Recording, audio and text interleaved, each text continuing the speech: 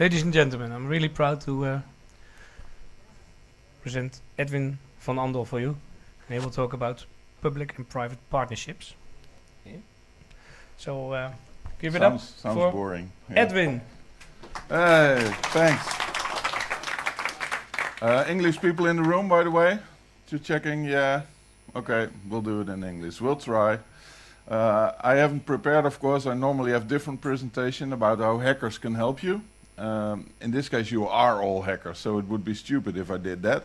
So I turned it around, and I was once asked by the police to tell on stage for the head of police on how they could work together with hackers. So what I did is I took that presentation, I modified it a bit, and I will take you on the journey what kind of misery and horrors you will encounter if you try to work with police. But on the other side, how much fun it can be to do it as well. I don't know if I'm going to do this now. I think so. I work at Zerocopter. We are a bug bounty platform, but we developed a game for fun at the office, which is the bug bounty platform game. I would like you guys to try it here and just give me hints and tips on how to make it better, because this started out as a joke, just to give to people randomly and have fun with it, but now everybody gets interested, so I want to have it right. So please, I will leave those here around, so you can play with them whole weekend, and please, if you have any comments or whatever, write them down, give them, and Hans over here will take them in. He's the old guy with the white hair, so shouldn't be hard to find. Yeah, Hans?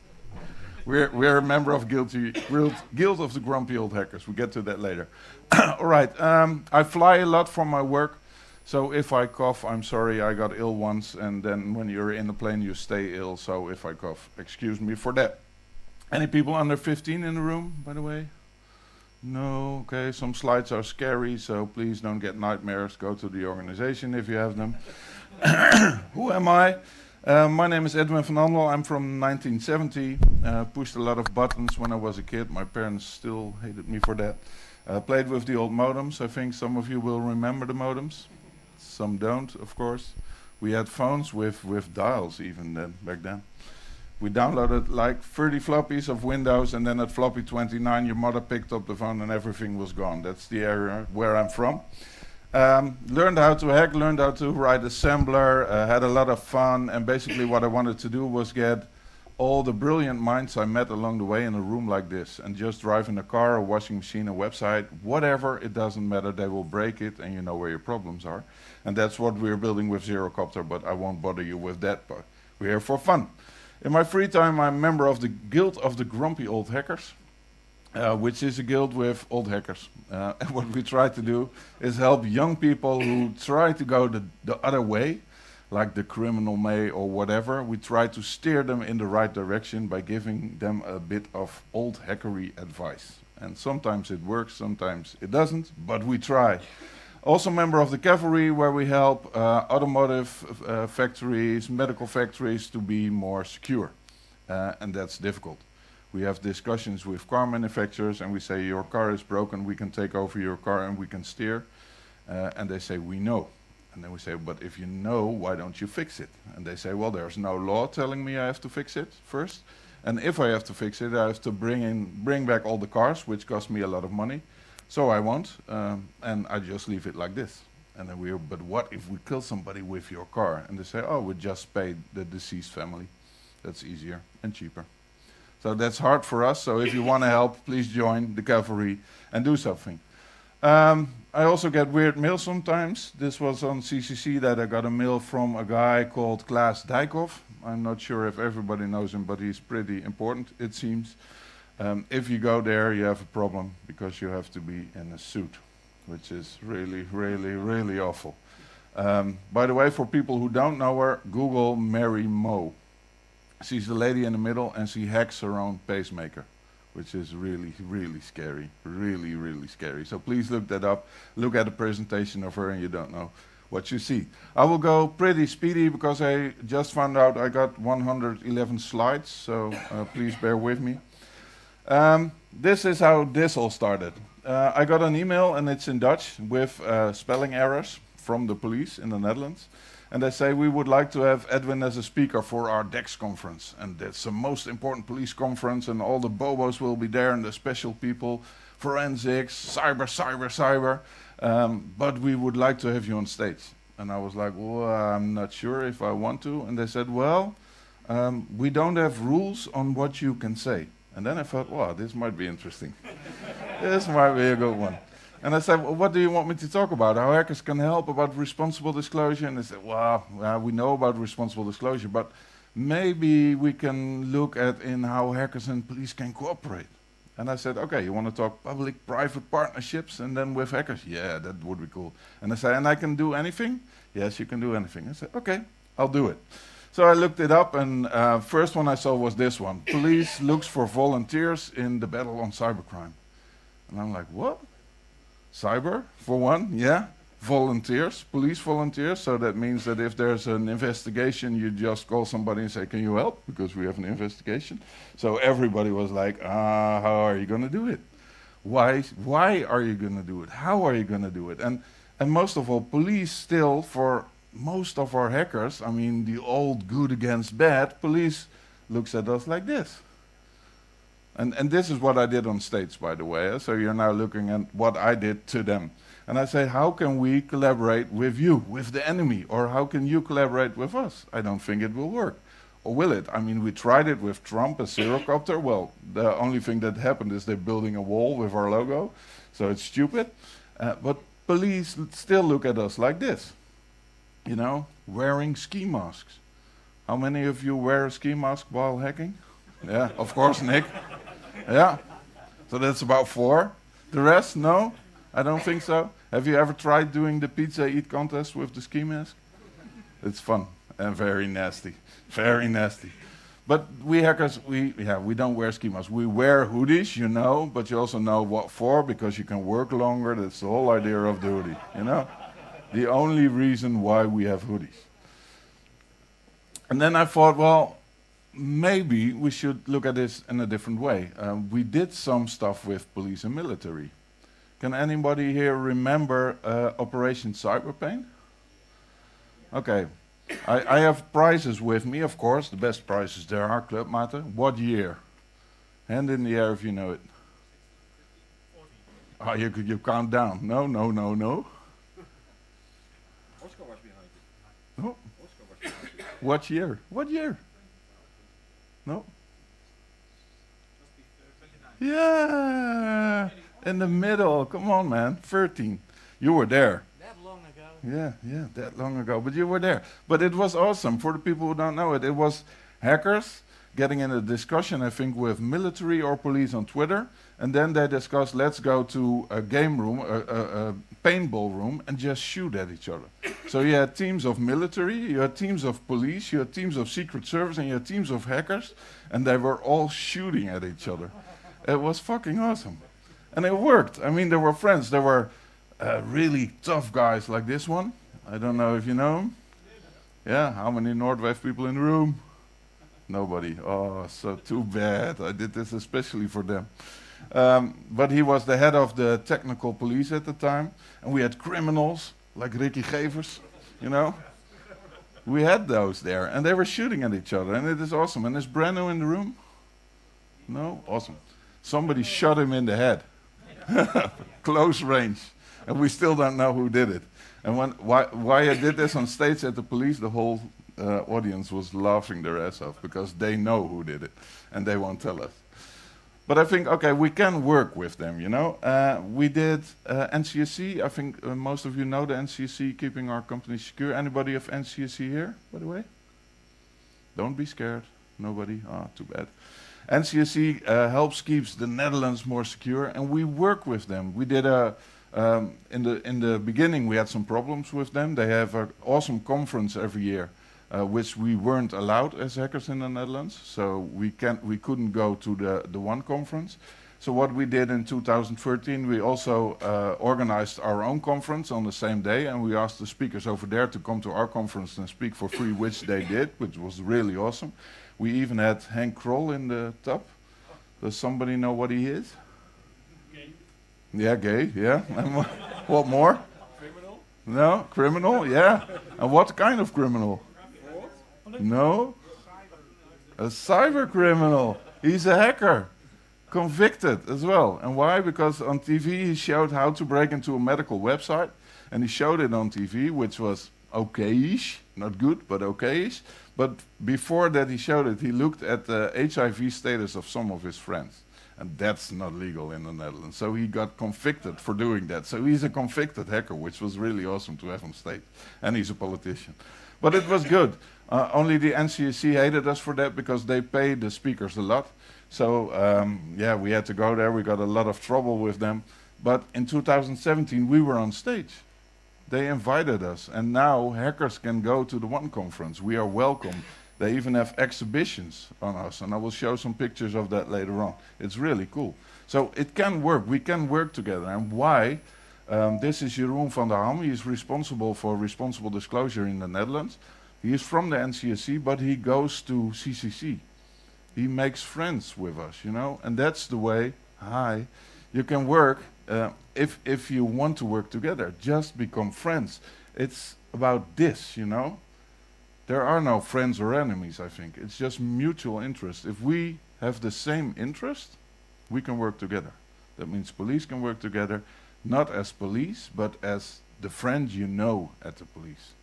If that can work, then it might work. It's about trust, building trust. And I talked a little bit about responsible disclosure early. Most of you know, I think. Is there anybody who doesn't know what responsible disclosure is, by the way? No, it's called coordinated vulnerability disclosure. I will get to that later. Sorry. No problem. Responsible disclosure basically is that you invite hackers, you tell on your website or whatever, if you find something, please tell us and keep to these rules, like downloading not too much shit, but just to show that you can break in, and we won't prosecute you. That's the basic idea between responsible disclosure, and we've been doing it since 2013.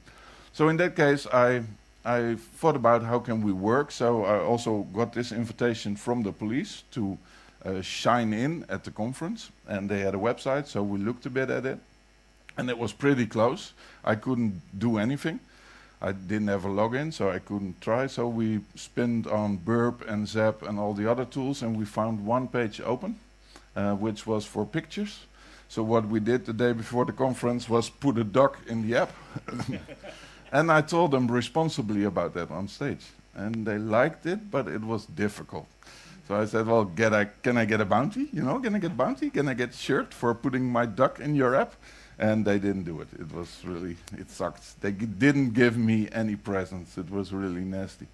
By the way, do you know what the Dutch federal bank gives away when you do a good responsible disclosure? Gold USB stick or paper money, it's rare. The first one was correct. You win a bottle. A gold USB stick. You get gold from them. They put this on Twitter, or I think they put it on LinkedIn. And I heard from the CISOs over there that the day after this came on LinkedIn, they had 1,000 responsible disclosure messages in their box. You know, everybody sent them in.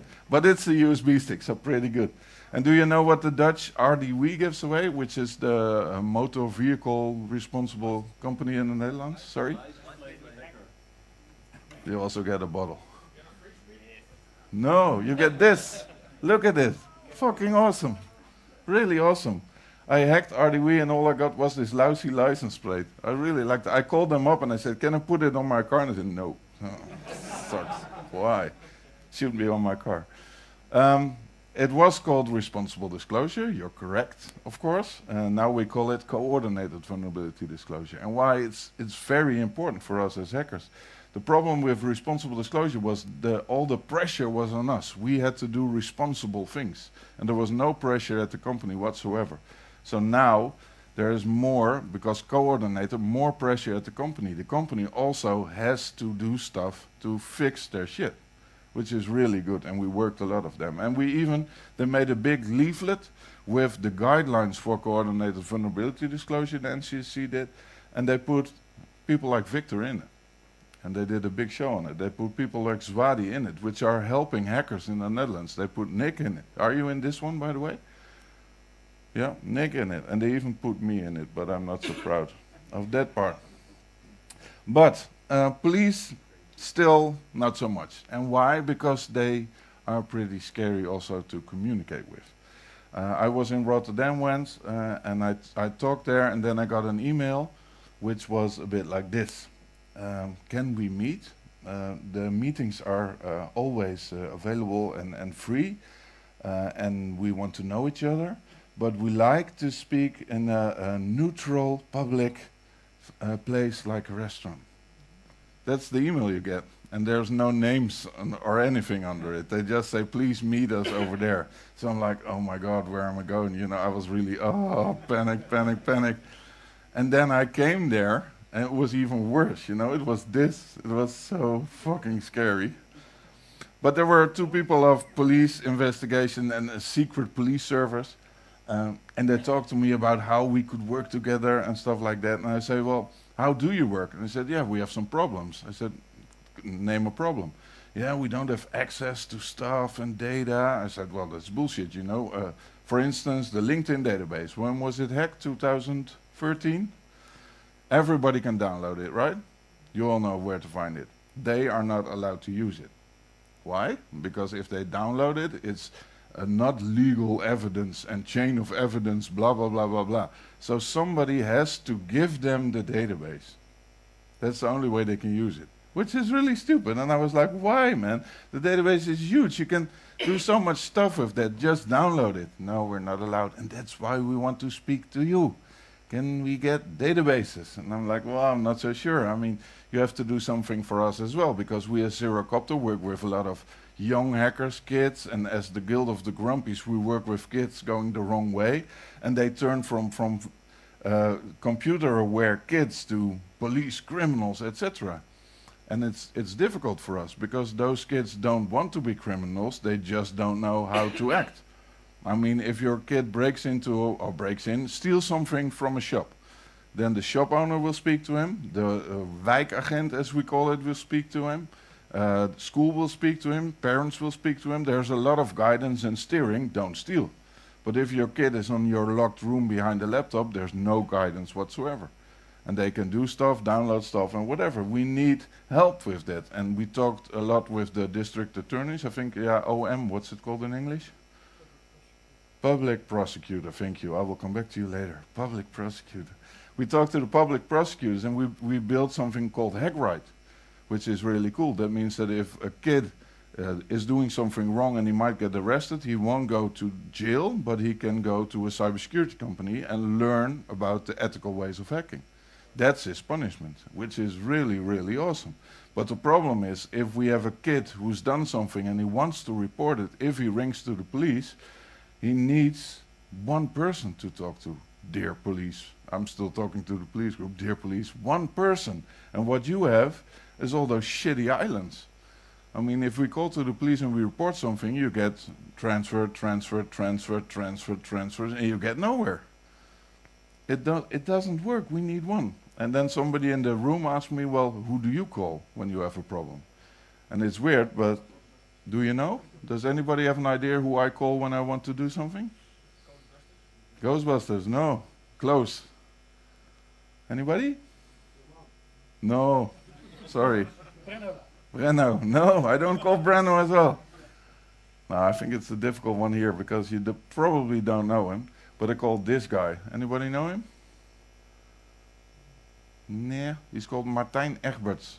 He's the head of cybercrime at the Public Prosecutions Office. He's the guy whose mobile number I got. And I can just call him when I have a problem with whatever law or whatever shit or whatever person who wants to report or whatever. And the whole room was like, how the fuck did you get his number? Well, because I was in a magazine with him and we had the same interest and we drank beer and we created trust. That's the only way we could work together. And it works. And I'm very happy about it.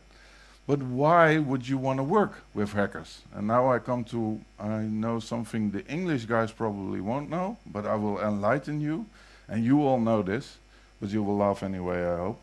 We have a problem in the Netherlands called experts. Yeah? Anybody got an idea where we're going? Hey! Experts are very difficult, and for the English guys, I will explain a bit. We had a problem with Dutch banks. Dutch banks were under heavy DDoS attack early this year.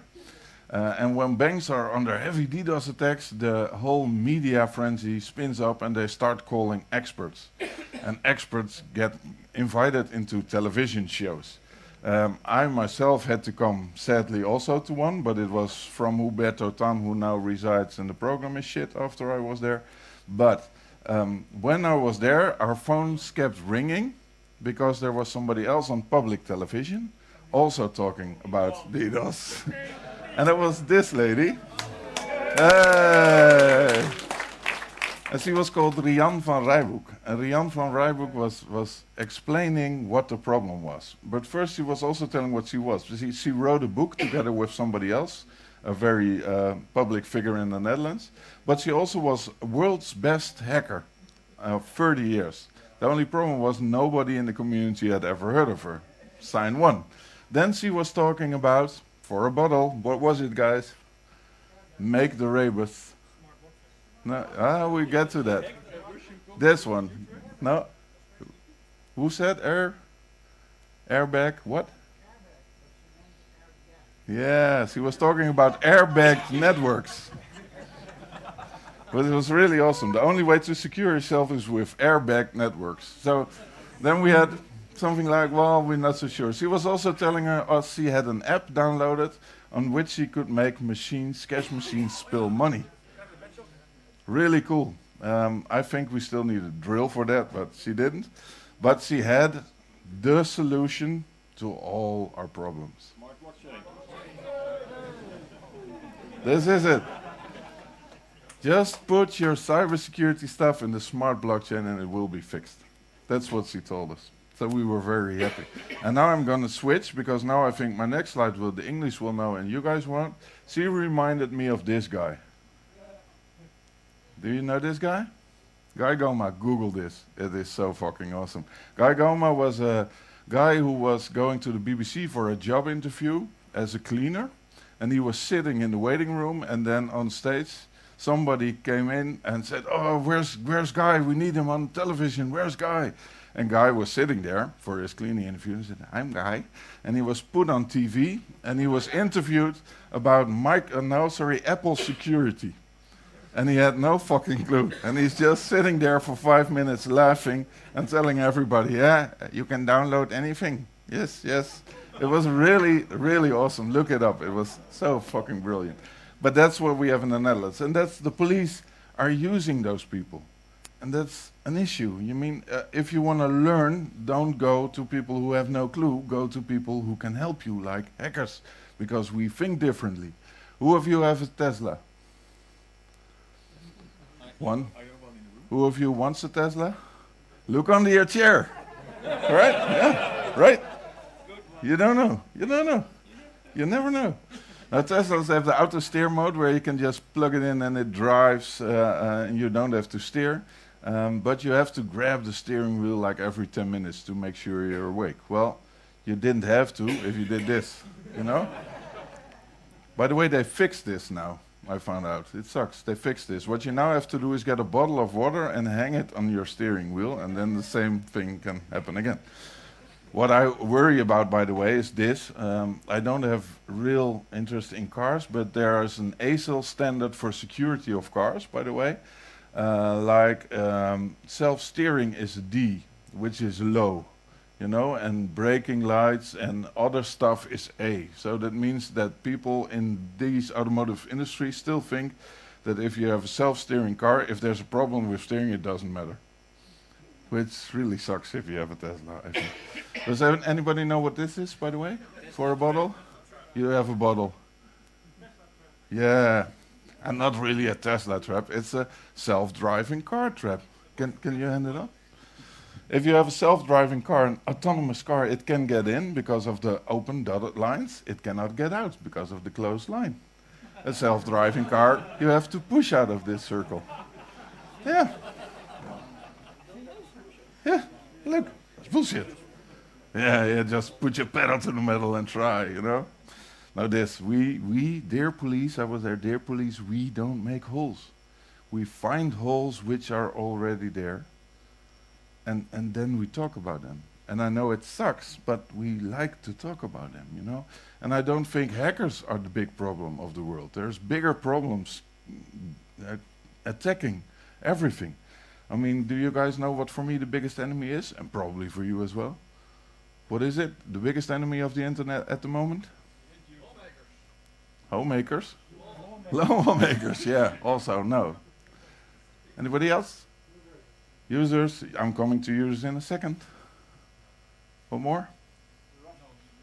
The Russians, ignorance. Experts, Trump, yeah. Still not where I'm going. Think devices. Yay! Well, close. IoT. This is the problem. Time to market. You know, you have a brilliant idea. You go to an investor. They put on some people in India, whatever. They build stuff. They get components from the net. They just click it together, and nobody thinks about security because you have to have 2 million devices at your customers because you want to be world dominator and leader, and you don't think about security. That's the really big issue. And also this one is a big issue, focus. And people always tell me, yeah, focus is really important. If you have focus, you're secure. I want to say focus is bullshit in cybersecurity. If you have focus, you have a problem. That's true, I think. And I will give an example. I was invited for a hotel, and they had developed something new. They had an app on a mobile phone you could install, and then you can go check in your hotel. You got an email with keys on your mobile, and with Bluetooth or RFID, you could open your hotel door. And to celebrate this, they had invited press, media, and some hackers to test the app because it will give a lot of exposure. And they also invited us, and it was not a good idea. Because I came there, yeah, shh, don't tell the joke. I came there, and there was a board of people in suits, and they say, well, thank you, nice of you to have, you can hack our app. And I say, yeah, but what's the meaning of the test? What do you want me to test? And they say, well, we build an app, and you get your certificates on it, and you can open the door, and blah, blah. I said, yeah, but what do you want me to test? And it was quiet, and I said, well, we build an app. And then they said, no, I don't think that's the issue. I think what you want me to show is if I can get in the room or not. And they say, yeah, that's the idea. That's what I want. And I said, that's cool, because I took that into account, and I brought with me a 75-kilo magnet. I put it on the lock, I twirled, and the door opened. And they said, well, that's not what we meant. I said, no, but that's your issue. Because you focus so fucking much on the app that you forget all the other ways where we can get in. Focus is bad in this kind of installation. You shouldn't do this stuff. And they sent me away with some coupons and stuff, and I haven't seen the show anywhere. But whatever. Somebody said other problems are people. Yes, sadly, I still have to do this. People like this will cause problems. People like this as well. Think of your colleague when you see this picture, please. People like this will cause problems. My favorite still is this one. I really love this one. So cool. And the guy in the middle with his eyes closed, you know, nothing will happen. Nothing. I see Anne Jan with the flamethrower. Nothing will happen. And we are a student country in the Netherlands. We have a lot of students. And it was awesome weather in the past couple of months. No, well, not the past couple of months, but before. And then students go out and they're in their student homes and they drink a lot of beer and they put out a pool in front of their home, and then they get hungry and do shit like this. You know? As long as you have people like this, you will be in trouble. There's also, of course, Strava, you all know this, I think, leaking all the data so we can look at military bases. The police, I did this one as well, it was really funny. Do you know what this is? The police didn't. But I'm guessing some of you know. Training lockpick? Yeah, I still have 3 bottles, you get one. There you go. Have fun. You can go to the back, you want it as well. But where don't you hang shit like this? No, on military RAF bases. But they do. Yeah. It's stupid. Really fucking stupid. This one I had to show them as well, and I really like it. Do you guys know Deviant Olem? No, he's a hacker, does a lot of lockpicking, but he was at a wedding, drinking a bit, and then we discussed how you could get in a bank at night, and he said, well, that's pretty easy, I will show you. So we filmed it. So we're locked, but there's a rec sensor up there.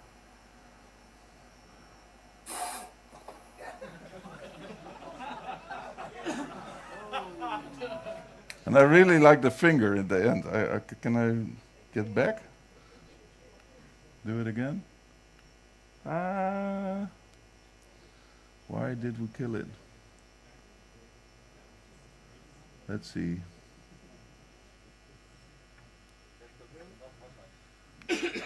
Yeah.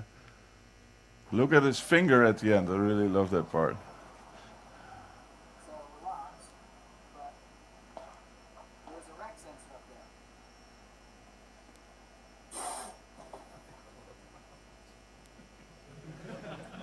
there. Really awesome. But that's how easy it is. And police were like, what the fuck? Well, it's an infrared sensor and it will take your body temperature. But if you put whiskey in it, it will evaporate and it will signal heat. So works that way.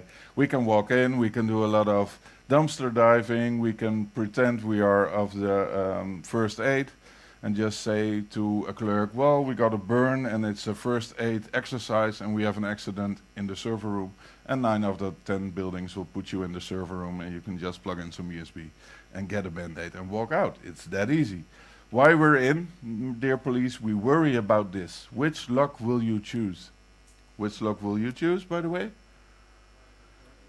Number 2, then why are all your keys behind number 1? The most easy pickable lock is the lock where all the keys are behind. It is like this every day. And then they said, police, but we have tags. I said, that's cool. We can scan tags, you know. If you're at the toilet, we like to scan you. We have tools like this. Do you guys know this one? Boss Cloner. Really awesome. It's a big antenna in a bag with a lot of cards and a mobile app. And you just press clone on your app and it clones cards within the vicinity. And you can just pick them out of your bag and walk in. Really fucking awesome. But expensive. We have cheaper shit. This one, for instance. I guess you all know this one, right? China. Fun for the people who don't. It has security. It says if you want to use this for criminal purposes, press cancel. Yeah. And then you can take a card, put it in. Read success. Card number is 156612220. And the bottom button says clone or copyright, whatever. And if you have a 0 empty track card, you can make a clone for just $19. It's so fucking cheap and you can have a lot of fun. Oh yeah, this one I put in later.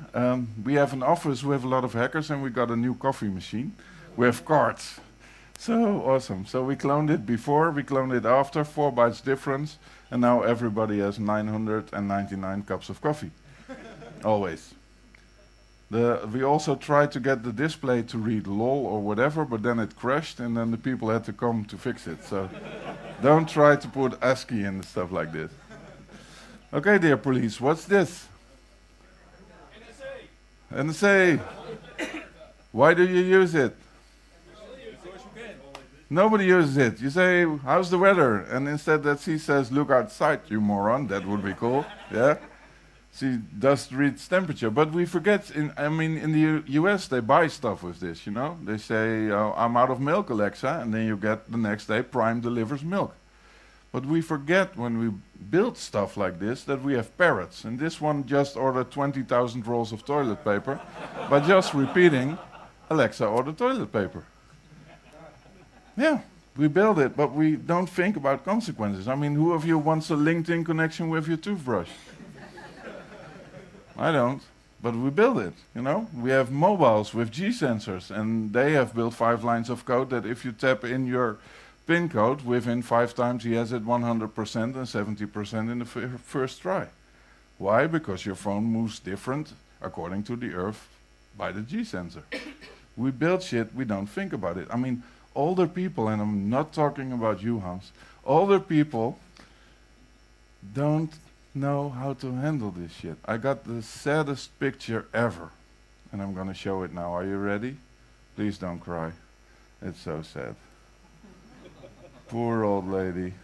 Always feeding the drones. She has no clue what we are all doing. She has no clue that if there's an USB stick on the street, she knows maybe to not plug it in the computer. But she doesn't know that the problem now is in the cable. And then they say, well, it's only hackers that can do shit in the cable. No, you can order it at Wish, even with a SIM card in it. Malware in the cable at Wish for pretty penny. Old people like this stuff. And this really happened, by the way. In the Netherlands, a guy was extorting companies with a letter like this cut out of papers. Really, really awesome, combining old and new. Let's try this. This is a Bitcoin extortion on paper for the English people. Really cool. But I still think everybody needs a hacker. And does it work all the way? No. We have a bug bounty platform. We do responsible disclosure handling for our customers. We get shit. I mean, we got a lot of these things. I want to warn you, you have TCP port 3128 open. Anybody know what 3128 is? Who said squid first? Oh, you get a bottle. I still have one. It goes way too fast now. Sorry. Those people are hacking their own network infrastructure because they have squid proxy in the inside and try to hack us and get this report back. Really fucking awesome, cool people. Then we have those guys. Hi, I want to warn you that you have a problem somewhere, maybe with SSL or patches.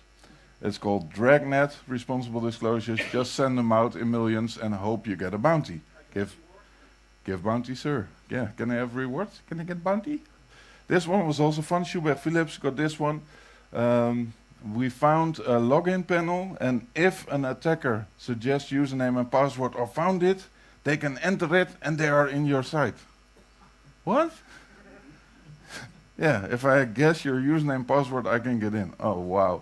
Kindly fix ASAP, and they forgot that there was even two-factor authentication present, but they had no clue. More difficult ones are these we get. I want to warn you that you are vulnerable to CVE 2016-1. Anybody who knows this from their heads get a beer? Nobody? Sorry? No. No, it's a difficult one. I had to look it up as well, and it's PHP mailer, all under 5.2 remote code execution, and we were like, what the fuck, we run Ruby, you know? And we called those guys, but they weren't available because they were in a hospital somewhere. On the top, this one also fun. Report to Dovecot at HackerOne. Due to improper configuration, following directories open and the files are listed. Yeah, oh cool, it's this from Debian. Now I have to ask you, did you took the time to consider whether this might be intentionally left like this? Really awesome replies. If you want to look more at this stuff, bugbounty.fail has a whole side list with all the fails. Really cool. Responses, also very cool. This one, hi Khalil, I am sorry, this is not a bug, thanks, security Facebook. Does anybody know what happens next? Yeah, this happens next. Hi, sorry Mark for posting on your wall, but I want to show that this was really a problem that I found. This is not the way to handle hackers if we have an issue. This one also really cool. Out of scope thing, and this was for Uber. And the guy who reported it was a bit angry. He said, you bleeping, mother bleeping. I know this is out of scope, blah, blah, blah, blah, blah. And then he said the worst thing you can say to somebody at Uber. Those kind of responses you get. So how, dear police force, are you going to work with us hackers? How are we going to do this? How can we even work together? The one thing we have to do is build trust, which means that if I want to talk to a policeman, I don't want to talk to the police. I want to talk to a friend who works at the police. That's the only way we can do this. You have to be here. Police has to sit here, make friends, have mutual interest, work together. Then that's the way it works. We really have to work together, and I found a word on Twitter I really liked for this. We have to become frolics. Well, they were like, what the fuck is he saying? And I said, well, you said I could say anything, you know? So let's become frolics, dear people. And to show my goodwill, dear police, I brought you a gift. And the whole room got quiet. And I say, for one, I work at Hackerhotel. I will open up Zerocopter for you. If you have something and Zerocopter hackers might help, we can set up a program and we will try to help you. That's my first one gift. But my second gift is much more nicer. It's a USB key. You know? What kind of bottle, what kind of stick is this? Flashbang. Flashbang. Do you have a bottle? Oh, okay. There's one bottle for anybody. But no, it's not a USB kill disk I'm offering you. I'm offering you a USB disk with the LinkedIn database of 2013. And they were all like, whoa.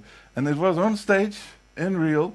And that's Theo van der Plas, that's the head of digital crime, police, blah, blah, blah, who's getting up. And they were all worried that he might shoot me.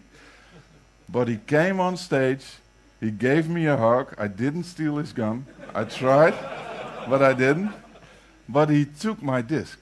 He really took it. And he gave me a hug and he said, we will try to keep and work with you guys. After 2 weeks, I got this mail, which states in English that we gave a USB stick and we don't trust it, so we dismantled it and blah, blah, blah. We thought it was Daisy Pro. They did forensics, they did x-ray shit, they did everything on the stick, but it was a normal USB stick with a LinkedIn database. So would a hacker be trusted? Yes, of course we will be trusted. And this brings me also to you police to the end. I mean, if you look at the thing I always tell, if you look at all the hackers, 5% of all the hackers is willing to help whatever. Doesn't matter. We don't want anything in return. We don't want money. It's cool if you send money. It's cool if you send a shirt. But you doesn't have to. We just want our internet to be more secure. 30% is still espionage, China looking into factories, stuff like that. We cannot fix it. And you have 15% activism, anonymous, etc. 10% script kiddies, although I think those numbers are shifting now, more script kiddies. And you have still criminals. And criminals aren't criminals. A lot of them aren't. I mean, there are criminal organizations doing all sorts of weird stuff, but there are also kids, 15, 16-year-old, who download a database, who break into something, download a database with credit card data. They know they cannot use it, but what do you do as a hacker when it's worked? When you finally got the database, you talk about it with your friends. And then criminals come and say, you know what, you cannot use those credit card numbers, but I can. I will buy it for you, from you, for like 5,000 euro. And then you're a kid, and you're like, whoa, I can get 5,000 euro, and I cannot even use it. And here you have it. Not thinking about the consequences that criminals will come back and will say, give me more, or else I will do this, or else I will do that. Now what, if we can do bug bounties, if we can do responsible disclosure, and if we can work with police or whatever, and just let hackers hack, you know, let them do what they're good at. But just give them the opportunity to do it in an ethical way, make some money, get some swag, help companies, trust each other. That will be fucking awesome. So I hope we can get there in the end. And if in the ideal world those 40% would go away, they will become ethical. Those 10% script kiddies we will just train, then we have 55% of all the hackers on the right side. And then we are almost home-based, because then we have a secure internet. And with that, I will go to my last slide, which is, as ever, the most important. And I did this at police, and I was like this. Come on, you guys. Keep calm, hug a hacker, and have fun. And that's what I did at the police, and I hope you can take something with it. Try to help kids, try to work, and try to just make friends with everybody you know, to just share the information you have, learn from others, and just work together with everybody you can. Thank you very much.